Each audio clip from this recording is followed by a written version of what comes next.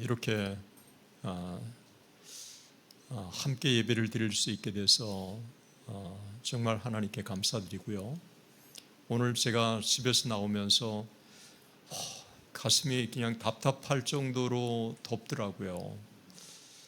여러분 교회 오실 때 얼마나 더우셨어요. 그런데 이 더운 날 이렇게 함께 여러분들이 참 교회에 가득 한가운데 예배를 드리는 모습을 보니까 너무 하나님께 감사하고요.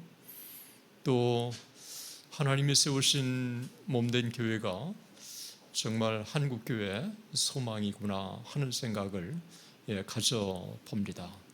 하나님이 하나님의 몸된 교회 또 여러분 한 사람을 두 손 들어 축복해 주시기를 소망합니다. 최근에 저를 사로잡고 있는 두 가지 주제가 있습니다. 하나는 한국교회에 소망이 있다고 하는 것입니다. 또 이 땅에 교회는 소망이 있다고 하는 생각입니다. 캐나다에서 캐나다 사람으로 태어나서 참 성실하게 목회하시는 분 중에 한 분과 최근에 교제를 나누게 되었습니다. 한 100명 정도 모이는 그레이스 유나이트 철치에 섬기고 있는 담임 목사님이신데, 그분이 가까우니까 진솔하게 저한테 얘기하는데 캐나다에서 세 번째 큰 교회 담임을 하고 있을 때 하나님께서 기도 중에 이 작은 교회로 보내주셔서 순종하고 왔다는 이야기를 들었고, 정말 기쁨으로 성령 하나님의 인도하심을 받으려고 하고 있고, 또 캐나다에 살지만 동성애도 반대하고 성경적인 가치를 구현하려고 그렇게 온몸으로 노력하고 있고, 또 성령 하나님의 인도하심을 받으려고 매 순간 제가 옆에서 지켜볼 때도 굉장한 도전이 되었습니다. 지난주에는 제주도에 갔다가 어떤 목사님 한 분을 만났는데 육지에서 13년 동안 아주 성실하게 목회를 하고 교회가 그래도 꽤 참 수백 명이 모이는 교회로 성장을 해서 안식년을 맞아서 제주도에 가 있는 동안 제주도에 한 교회가 너무 영적으로 힘들고 또 목사님 없는 가운데 참 어렵게 교회를 참 이어져 오고 있는 그 교회를 너무 안타깝게 자기가 여겨져서 그 교회를 자기가 담임으로 섬기겠다고 그렇게 자원을 해서 23년 동안 제주도에서 목회를 하고 있는 분을 제가 만나서 굉장히 저한테는 큰 격려가 되었습니다. 그 교회에 교사로 섬기고 있는 분 중에 얼마나 헌신적으로 섬기는지 보니까 서울 명문의과대학을 졸업하고 참 교사로 성실하게 제주에 있는 작은 교회를 그렇게 섬기고 있는 모습에 저는 큰 도전을 받았습니다. 선교적인 마음으로 제주도에 와서 참 의원을 개원을 하고 그리고 제주도의 한 작은 교회를 섬기고 있는 것입니다. 저는 최근에 이와 같은 모습을 보면서 하나님께서 신실하게 하나님의 백성들을 세우시고 이 땅의 교회를 여전히 세워가시고 이끌어 가신다고 하는 하나님께서 이 땅에 하시는 하나님의 은혜의 역사에 제가 얼마나 하나님께 감사한지 몰랐습니다.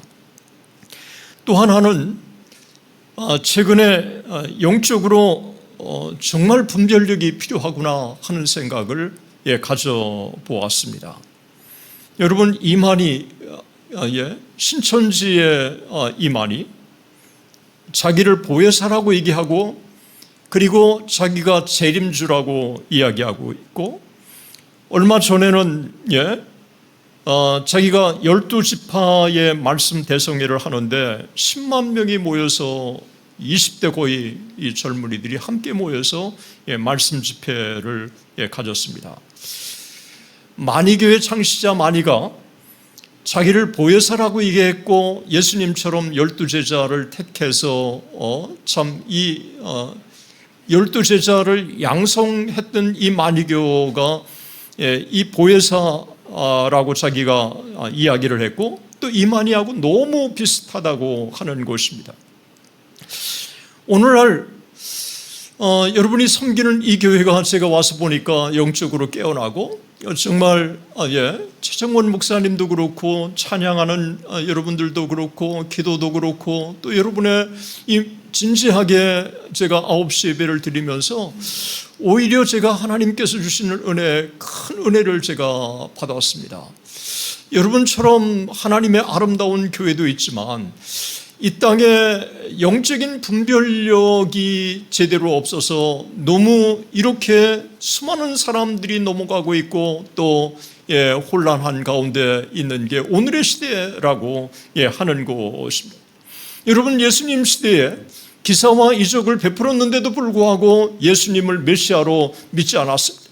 심지어 말 못하는 벙어리를 귀신을 내어 쫓는데도 불구하고 바알세불의 힘을 힘입어서 귀신을 쫓아낸다고 그렇게 예수님을 조롱했던 게 예수님 시대였다고 하는 것입니다. 여러분, 사도행전 2장에 보면 오순절 마가의 다락방에 불의 혀같이 갈라지는 역사가 있었고 방언의 역사가 있었고 엄청난 역사가 있는데도 불구하고 그 현장에 이 모든 것들을 목도하고도 술 취한 것이라고 그렇게 조롱하는 사람들이 그 당시에 있었다고 하는 것을 우리는 주목해 볼 필요가 있는 것입니다. 여러분, 평양 대북운동 1907년에 일어났을 때 엄청난 성령의 역사가 있었어요. 이게 사도행전 이후에 전무후무한 성령의 역사라고 하는데, 그런데 그 당시에 한국의 평양을 방문했던 조지 레드 예일대학교 교수님은 이 놀라운 부흥의 현장을 뭐라고 표현하고 있느냐 하면 군중심리에 의한 현상이라고 그렇게 표말을 했다고 하는 것입니다. 성령의 놀라운 역사를 보고도 그것을 군중심리라고 그렇게 본 것입니다. 2023년 2월 8일에서 24일까지 에즈베리에 놀라운 성령의 역사가 일어났습니다. 제가 가서 현장을 보고 엄청난 도전을 받았습니다. 그리고 CNN 그리고 또 박스뉴스, 뉴욕타임스 할 것 없이 미국의 메이저 언론들이 에즈베리의 부흥을 대서특필하고 엄청나게 좋게 평가하고 있는데도 불구하고 현장에 가서 실제로 이 성령의 역사인 것을 제가 확인했는데도 많은 사람들이, 적지 않는 사람들이 에즈베리의 부흥을 동성의 부흥이라고 폄하하고 있다고 하는 것입니다. 오늘날 이 시대에 영적인 분별력이 필요한 시대입니다. 오늘 이 시대에 있어서 우리가 이 영적인 분별력을 가지고 어느 것이 진짜 성령의 역사인지 또 어느 것이 사탄의 역사인지 오늘 이 시대만큼이나 분별력이 필요한 시대가 없구나 하는 생각을 제가 최근에 점점 더 가져보고 있습니다. 올해는 2023년 1903년의 원산부흥운동 120주년을 맞는 의미 있는 중요한 해입니다.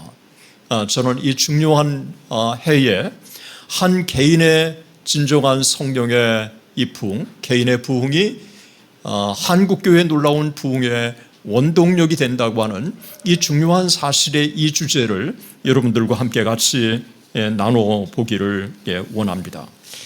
지난 30년의 역사를 돌이켜볼 때 하나님께서 놀랍게 성령의 은혜를 주셨는데도 불구하고 또 한편으로는 이 사탄의 역사가 얼마나 강한지 영분별력이 필요한 시대였다고 하는 것입니다.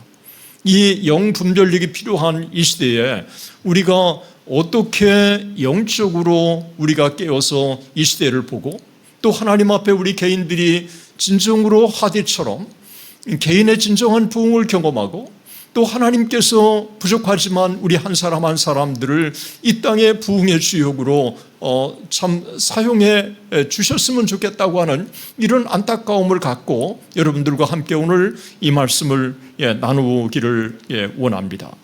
먼저 이 땅에 우리 모두는 성령께서 한 개인의 구원의 역사를 이루어 가실 뿐만 아니라 성령 하나님께서 이 땅에 부흥의 놀라운 역사도 이끌어 가시는, 그래서 성령 하나님은 중생의 주역이시고 또 동시에 성령 하나님은 부흥의 영이시라고 하는 것을 우리는 분명하게 이해할 필요가 있습니다. 예수님께서 니고데모에게 이렇게 말씀을 하셨습니다. 내가 진실로 진실로 네게 이르노니 사람이 거듭나지 아니하면 하나님 나라를 볼 수 없느니라. 예수님께서 진실로 진실로 내게 이르노니 사람이 물과 성령으로 나지 아니하면 하나님 나라에 들어갈 수 없느니라. 한국교회가 너무 값싸게 구원을 선포했던 게 아닌가 하는 생각을 가져봅니다. 정말 우리 한 사람 한 사람이 성령의 놀라우신 은혜로 거듭나야 한다고 하는 이 부분을 한국교회가 제대로 더 강조했어야 하지 않을까. 지금이라도 우리 자신들에게 냉정하게 우리 자신들을 돌아보면서 성령으로 내가 중생함을 받았는지에 대한 이와 같은 본질적인 문제에 대한 이 문제를 우리가 다시 한번 확인해 볼 필요가 있다고 하는 것입니다. 우리 한 사람 한 사람이 성령으로 거듭나지 아니하면 하나님 나라에 갈 수 없다고 하는 이 주님의 약속, 우리 한 사람 한 사람이 정말 내가 본 어게인 된 사람인지에 대한 이 본질적인 이 질문을 우리가 한번 같이 던져봐야 한다고 하는 것입니다. 로마서 8장 16절에 보면 성령이 친히 우리의 영과 더불어 우리가 하나님의 자녀인 것을 증언하시나니, 그래서 우리가 하나님의 자녀인지 아닌지를 우리가 어떻게 알 수 있을까요? 성령 하나님이 우리가 하나님의 자녀인 것을 증거하신다는 거예요. 때문에 우리 안에 정말 성령께서 우리 안에 내주하셔서 우리를 인도하시고 또 우리를 이끄시고 또 이 성령께서 우리로 하여금 이 시대를 분별할 수 있도록 하나님께서 참 이 성령을 통해서 우리에게 은혜를 주신다고 하는 사실을 우리는 주목해 볼 필요가 있다고 하는 것입니다. 때문에 우리가 진정으로 성령을 통해서 거듭난 사람들은 성령의 음성에 귀를 기울이게 되고 또 이 시대를 분별하게 되고 또 이 시대의 사람들과는 다른 모습을 갖게 된다고 하는 것입니다. 그리고 성령으로 거듭난 사람은 과거에 보지 못했던 것들을 보게 되는 것입니다. 여러분 베드로와 요한을 보십시오. 오순절 성령 강림이 은혜를 받고 나서 늘 성전 미문에 앉았던 이 안진뱅이, 그러나 그 안진뱅이의 영혼을 오순절 성령 강림을 체험하고 나서 그 영혼을 불쌍히 여기는 이 마음이 베드로와 요한에게 있었다고 하는 것입니다. 그 시각이 그 이전과는 분명히 달라졌다고 하는 것을 우리는 베드로와 요한을 통해서 우리가 발견할 수 있는 것입니다. 그래서 과거와는 달리 하나님의 은혜를 받게 되고 또 하나님 앞에 기도하면 하나님께서 우리에게 은혜를 주셔서 이 성령의 역사를 체험하게 된다고 하는 것입니다. 그리고 성령의 이 놀라운 이 중생의 은혜를 진실로 체험한 사람들은 자신의 유익보다 하나님 나라의 그리고 하나님 나라와 그의 교회를 위해서 그리고 교회 공동체의 유익을 위해서 우선하는 사람으로 자연스럽게 바뀌게 해주신다고 하는 것입니다. 그리고 성령의 은혜를 체험하게 된다면 자기 자신을 자랑하기보다 정말 하나님께서 나 같은 사람을 구원해 주신 이 구원의 은혜에 찬양하게 되고 그리고 나 같은 사람이 얼마나 죄인인가를 깨닫게 되고, 그래서 이 바울 사도는 성령의 충만을 받으면 받을수록 자기는 죄인 중에 괴수라고 얘기했고 만삭되지 못해서 태어난 자기라고 얘기를 하고 있고, 그리고 나 같은 사람을 구원해 주신 그 하나님의 구원의 은혜를 찬양하게 되는 것입니다. 성령이 우리 가운데 임하게 되면 내가 사는 것이 아니라 내 안에 있는 그리스도가 살아나는 줄로 믿습니다. 때문에 우리는 이 땅에 정말 성령의 은혜로 그리고 성령의 도우심으로 그리고 성령을 통해서 이 땅에 우리가 믿음의 삶을 살아갈 수 있다고 하는 것입니다. 오늘날 시대를 보면 영적으로 너무 혼탁한 시대를 살고 있는 것 같습니다. 참 신학교 교수의 한 사람으로 참 한국 교회에 대한 책임이 너무 큽니다. 그리고 한국 교회 목회자들을 또 보면 정말 저분이 본어게인 한 사람인지에 대한 안타까움이 제 안에 있을 때도 있다고 하는 것을 제가 솔직하게 말씀드리지 않을 수가 없다고 하는 것입니다. 예수 그리스도가 오순절에 약속하신 대로 오순절 성령 강림이 이 땅에 임한 다음 그 다음에 그리스도가 재림하실 때까지의 역사를 우리는 성령의 시대라고 얘기하는 것입니다. 오늘 이 시대는 성령의 시대인 것입니다. 이런 성령의 시대에 살고 있으면서도 성령님을 존귀하게 여기지 않고 그리고 부흥에 대해서 얘기하면 시니컬하게 얘기하고 또 성령께서 우리 가운데 역사하신 이와 같은 은혜를 간절히 사모하게 되면 마치 학식으로 부족한 사람인 것처럼 그렇게 폄하하는 이런 시대에 우리가 살고 있습니다. 그러나 우리가 영적으로 깨어나서 성령 하나님의 이 충만을 우리가 받게 되면 성령 하나님이 우리에게 세상을 분별할 수 있는 이 분별력을 주시고 또 세상에 많은 사람들이 보지 못하는 이 영적인 눈을 열게 해주셔서 세상의 문제가 무엇인지 또 세상에 참 이와 같은 죄악된 세상이 얼마나 완악한 세상인지 그런 세상 속에서 어떻게 우리가 믿음의 삶을 살아갈 수 있는지 성령 하나님께서 우리에게 영적인 눈을 열어주시는 줄로 믿습니다. 사랑하는 자들아, 영을 다 믿지 말고 오직 영들이 하나님께 속하였나 분별하라. 많은 거짓 선지자가 세상에 나왔습니다. 오늘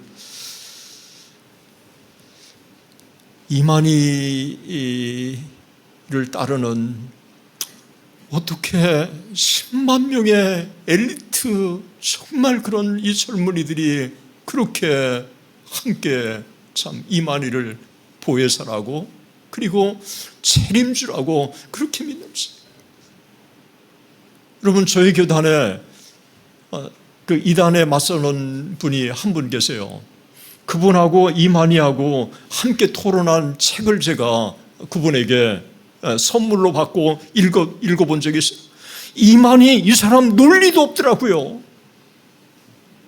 아니 세상에 논리라도 있으면 좋은데 논리도 없더라고요. 그 책을 읽고 야 어떻게 이런 사람이 이렇게 몇만 명이 모이고 몇십만 명이 모이는 이와 같은 역사가 있을 수 있을까? 저는 굉장히 실망했어요. 통일교회 문선명은 그래도 원리강론에 논리도 있고 그렇잖아요. 죄송해요. 내가 통일교회 또 문선명을 자랑하는 것 같아서 그게 아니고요. 둘을 비교해 볼 때 논리도 없다는 거예요. 정구영 여러분 서울여자대학교 전 총장님 아세요? 4년 총장의 텀을 3번이나 지난 정구영. 이분이 만민중앙교회에 권사로 들어가서 이분이 만민중앙교회에 하는 신학교 총장도 지나고 또 목사 안수도 받고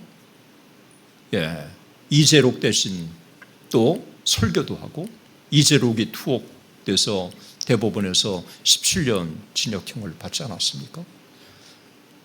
그분이 입학돼서부터 여러분 교수 요원으로 발탁된 사람 아니에요? 그래서 고려대학 나오고 서울대 나오고 그리고 포틀랜드 웨스턴 이반젤리칼 세미나리도 나오고 저도 그 학교 나왔거든요. 1년 동안 공부해서 그 학교에 가서 가자마자 정구영이 아냐고 얘기를 하더라고요. 그래서 저도 정구영이라고 하는 인물을 다시 보기 시작했어요. 그렇게 엘리트 중에 엘리트였는데 영적인 분별력이 그렇게 없을 수가 있는지 저는 한 번쯤 그분을 만나보고 싶어요. 어떻게 만민중앙교회에 그렇게 다니게 됐는지 궁금해요. 오늘 영적인 분별력이 필요한 줄로 믿습니다. 사랑하는 자들아, 영을 다 믿지 말고 오직 영들이 하나님께 속하였느나 분별하라. 많은 거짓 선지자가 세상에 나왔습니다. 여러분, 참된 성령인지 아닌지 이거를 1747년에 조나단 에드워즈가 영분별의 특징들이라고 하는 데서 참된 성령이 임하면 5가지의 현상이 나타난다고 그랬어요. 참된 성령인지 아닌지를 분별하는 이 5가지. 여러분, 이 5가지 오늘 정말 중요합니다. 첫 번째, 참된 성령은 예수 그리스도를 높인다는 것입니다. 여러분, 이만희가 스스로 자기가 보혜사라고 얘기하고 자기가 재림주라고 얘기하고 통일교회 문선명도 자기가 재림주라고 그러고 예수 그리스도는 실패한 자라고 얘기하고 있고 박태선도 예수 그리스도는 실패한 자라고 그러고 자기가 재림주라고 얘기하고, 여러분, 참된 성령은 자기를 낮추고 예수 그리스도를 높이는 줄로 믿습니다. 두 번째 특징, 참된 성령은 성경의 권위를 높인다고 그랬습니다. 오늘날 이단들은 자기들 말 따로 모아놓고 있습니다. 제임스 패커는 성경은 성령의 텍스트라고 얘기했습니다. 그리고 성령은 독자적으로 역사하지 않고 말씀을 통해 말씀과 더불어 역사하는 것입니다. 여러분, 경건주의 운동의 소그룹 가운데 성경을 공부할 때 성령께서 그들 가운데 역사하지 않았습니까? 1903년 8월 24일에서 30일 동안 원산 지역의 일종의 사경회 동안에 그들 가운데 성령께서 강하게 역사하지 않았습니까? 1907년 1월 14일에서 15일 동안도 이 사경회 동안에 놀라운 성령의 역사가 임하지 않았습니까? 하나님의 말씀을 깊이 연구하고 그 말씀을 묵상하고 그 말씀을 실천하고 그 말씀에 대해서 실천에 담대하게 선포했을 때 그 가운데 성령께서 역사하시는 것입니다. 그래서 성령은 말씀을 통해 말씀과 더불어 역사하시는 것입니다. 그래서 참된 성령이 임하면 성경의 권위를 높이는 줄로 믿습니다. 참된 성령이 임하면 세 번째로 죄와 사탄의 왕국에 맞서서 싸우는 것입니다. 성령이 임한다고 하면서 방언한다고 그러면서 남녀관계가 참 자연스럽지 않고 또 참 추문이 있고 이렇다고 그러면 성령의 역사라고 할 수 없지 않습니다. 성령은 거룩한 영이고 성령이 우리 가운데 임하게 되면 죄와 맞서서 싸우게 되고 사탄의 왕국과 맞서서 싸우는 것입니다. 이 성령 하나님께서 함께 해주시면 내가 작은 죄라도 하나님 앞에 통회하지 않고는 견딜 수 없도록 우리를 인도해 주시는 거예요. 제가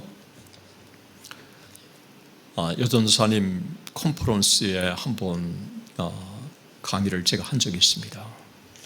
그때 나이가 드신 여전사님 한 분이 제게 봉투 하나를 가지고 오셨어요. 눈물을 글썽이면서 이 봉투를 받으시라고. 그리고 학교에 결식 그 신학생들을 위해서 사랑의 식권으로 좀 전달해 주면 좋겠다고 그렇게 얘기했어요. 아니 이게 왜 그럽니까? 그러니까요, 그분이 신학교 다닐 때 돈은 없지 또 기숙사에서 밥은 먹어야 되지.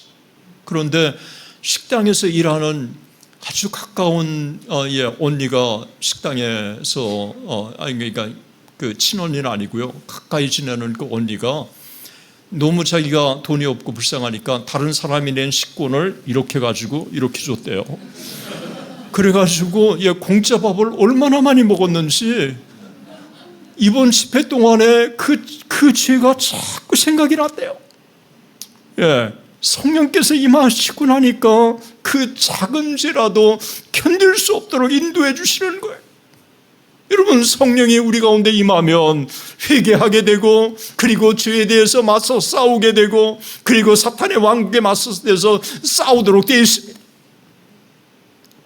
네 번째, 참된 성령은 진리의 영으로 역사한다는 것입니다. 그래서 성령이 우리 가운데 임하면 우리를 진리 가운데로 인도하게 되고 또 진리의 말씀을 사랑하게 되고 또 진리 가운데 서도록 우리를 도전하게 된다는 것입니다. 마지막으로 참된 성령은 사랑의 영으로 역사한다는 것입니다. 그래서 여러분, 성령이 우리 가운데 임하게 되면 내 힘으로는 사랑할 수 없어요. 우리 주변에 미운 사람 얼마나 많습니까? 정말 칼로 찔러 죽이고 싶은 사람들 우리 주변에 때로는 있지 않습니까? 그런데 성령이 우리 가운데 임하게 되면 나는 할 수 없지만 성령께서 강권하시기 때문에 원수까지 사랑할 수 있는 거예요. 우리의 힘으로는 할 수 없지만 성령이 우리와 함께 해주시면 손양원 목사님처럼 동인동신 두 아들을 죽인 안재선이라고 하는 사람을 자기의 양자로 삼을 수 있는 거예요. 손동희 권사님이 그러시더라고요. 동희야, 너 가서 그 안재선 내가 용서하고 다 그럴 테니까 그를 구출해달라고 얘기해달라. 그렇게 해도 돼요. 그러니까 이 손도희 목사님이 저한테 그러시더라고요. 아빠, 다 얘기할 수 있지만 어떻게 동인동신 이 두 오빠를 죽인 사람을 어떻게 내가 놓아달라고 얘기하겠어? 아빠, 나 못해.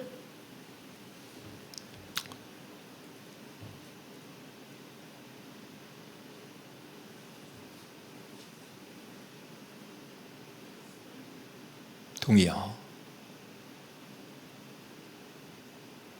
나 외에 다른 신을 섬기지 말라고 그 말씀을 하나님의 말씀으로 받아들이고 생명을 아끼지 않고 그 말씀을 지켜왔는데 네 이웃을 내 몸같이 사랑하고 원수를 사랑하라고 한 말씀도 하나님의 말씀인데 이거는 지키고 이거는 지키지 않고 어떻게 그럴 수 있겠냐. 하나님의 명령이니까 우리 순종하고 지켜야 된다. 그래서 눈물을 머금고 가서 그 살인자를 구해줬다고 그래요.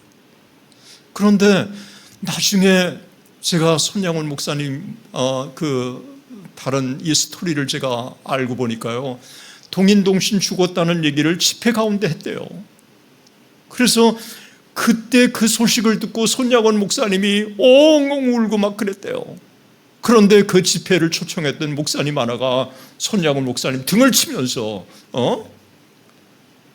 동인동신 두 아이 다 순교했는데 얼마나 하나님의 은혜냐고 그만 울라고.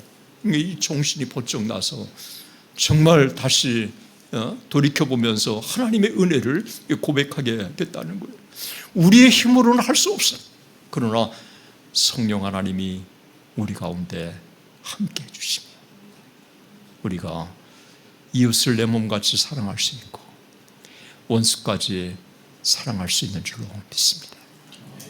그리고 성령 하나님이 우리 가운데 임재하시며 불쌍한 믿지 않는 영혼들을 위해서 우리가 기도하는 마음이 저절로 생기게 되는 것입니다. 성령이 우리 가운데 임하시면 이 5개의 이 특징들 그 외에 또 하나를 꼽는다고 한다면 연합입니다. 성령이 우리 가운데 임하면 하나됨의 역사가 있다는 거예요. 제가 와서 여러분 참 죄송해요. 뭐 한 번 예배 드린 걸 가지고 여러분 뭐 이렇게 쉽게 평가할 수 있겠습니까만 제가 참 많은 곳에 또 예배도 인도하고 그러지 않습니까?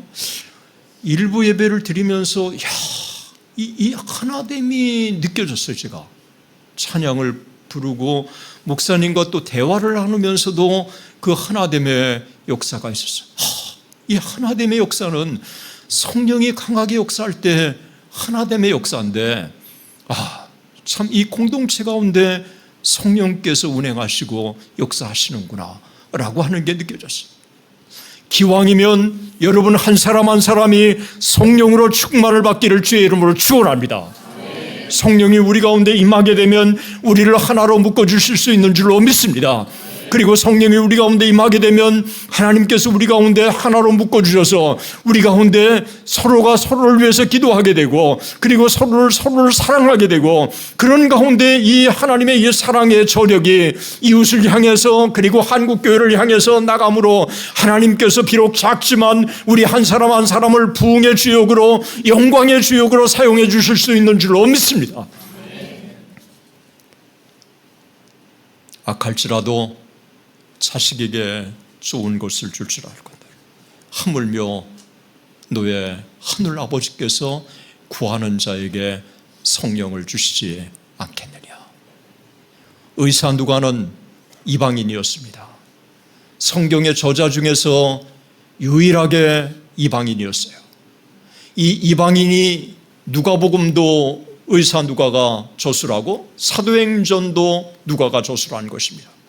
사도행전 2장에 오순절 성령 강림이 임했을 때 성령께서 공동체적으로 임할 뿐만 아니라 각 사람 위에 머물러 있더니 2장 4절에 보면 성령이 저희가 다 성령의 충만을 받아, 이 성령께서 한 사람 위에 또 공동체 가운데 임하는 이 모든 역사를 너무도 잘 알고 있었던 이 의사 누가는 성령 하나님, 아버지 하나님께 구하면 아버지 하나님이 구하는 사람에게 가장 좋은 것을 주시는데, 그 가장 좋은 게 뭐냐? 성령 하나님이라고 본 거예요. 악할지라도 자식에게 좋은 것을 줄 알거든 하물며 너의 천부께서 구하는 자에게 성령을 주시지 않겠느냐? 이 땅에 가장 귀한 것 성령 하나님이신 줄로 믿습니다. 성령이 우리 가운데 내주하시지만 아버지 하나님께 성령을 달라고 또 구하면 성령은 우리 가운데 더 충만히 임하는 것이고, 성령이 우리 가운데 충만히 임하게 되면 우리가 죄악을 이길 수 있고 세상을 이길 수 있고 또 이웃을 내 몸같이 사랑할 수 있고 심지어 원수까지 사랑할 수 있는 것입니다. 성령 하나님, 오늘도 구하면 우리 가운데 주시겠다고 약속하셨습니다. 이 성령의 충만한 은혜를 받으면 얼마나 하나님 앞에 영광의 도구로 쓰임받는지 모릅니다. 그 중에 하나가 바로 1903년 원산 부흥운동의 주역이었던 로버트 하디였습니다. 여러분, 로버트 하디가 토론토의 의과대학을 졸업했잖아요. 여러분, 지금도 토론토 의과대학은 명문 중에 명문 아닙니까? 토론토 의과대학을 졸업하고 당시에 캐나다는 영국령이었어요. 그래서 캐나다 사람들은 다 영국 시민권을 갖고 있었습니다. 그리고 여러분, 이 미국이라고 하는 나라를 설립한 사람, 캐나다를 설립한 사람은 와스비라고 그러잖아요. White Anglo-Saxon Protestant. 이 모든 조건을 다 갖고 있는 사람이 바로 하디였어요. 그리고 거기다가 토론토 메디컬 스쿨 중에 YMCA 파송을 받고 한국에 온 거예요. 엘리트 중에 엘리트가 한국에 온 것입니다. 그런데 가는 곳마다 선교가 실패된 거예요. 실패의 원인이 자기에게 있다고 생각하지 않고 한국인들에게 있다고 생각했어요. 그러다가 1903년 8월 24일에서 30일 동안에 와이트와 맥컬리 이 두 사람이 공개적으로 기도회를 갖기로 하고 어떻게 하면 효과적으로 기도할 수 있는지 3편의 강의를 해달라고 이 하디에게 부탁한 거예요. 이 하디가 하나님의 말씀을 가지고 준비하고 3편의 강의, 그리스도 안에 있는 굳게섬 Faith in Christ, 그리고 그리스도 안에 굳게섬 Abiding in Christ, 그리고 펜타코스탈 익스피리언스, 오순절 경험, 이 3편의 강의를 준비하면서 하나님의 말씀과 딱 만나는 거예요. 요한복음 14장 12절, 요한복음 14장 14절, 요한복음 15장 7절, 요한복음 16장 27절, 그리고 오늘 읽은 누가복음 11장 13절의 이 말씀과 딱 만나는 거예요.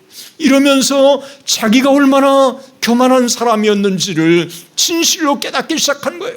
자기가 백인 우월주의가 있었고, 그리고 의사라고 하는 교만함이 있었고, 한국 문화에 대한 정말 폄하하는 마음이 있었고, 이 한국 사람들에 대해서 자기와 서양 사람들과 다르다는 인식을 갖고 있었던 거예요. 그런데 하나님의 말씀과 딱 만나면서 자기가 얼마나 죄인인가를 성령 하나님께서 깨닫게 해주시기 시작한 것입니다.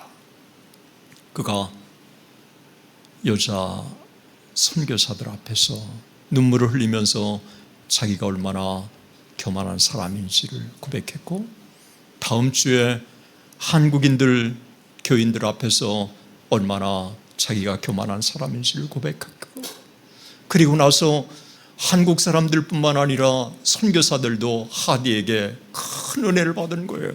이 하디가요, 은혜를 받기 전에 하디와 은혜를 받은 이후의 하디가 180도 달랐던 거예요.